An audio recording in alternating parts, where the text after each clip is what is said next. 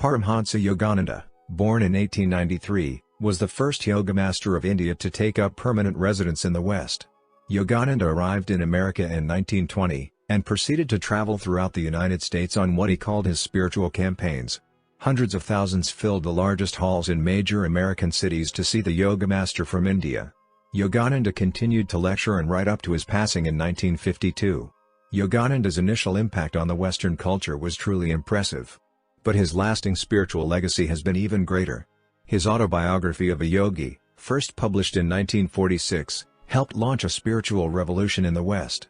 Translated into more than a dozen languages, it remains a best-selling spiritual classic to this day.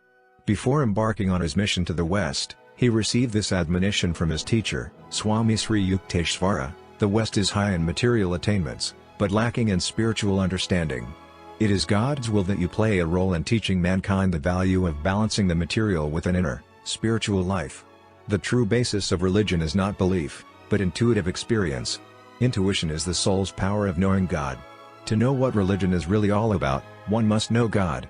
Paramhansa Yogananda. From the essence of self-realization, the lasting contribution brought by Yogananda to the West is the non-sectarian, universal spiritual path of self-realization. Yogananda gave this definition to the term self-realization. Self-realization is the knowing in all parts of body, mind, and soul that you are now in possession of the kingdom of God, that you do not have to pray that it come to you, that God's omnipresence is your omnipresence, and that all that you need to do is improve your knowing. As the means of attaining this exalted spiritual state, Yogananda initiated his followers into the ancient technique of Kriya Yoga, which he called the jet airplane route to God.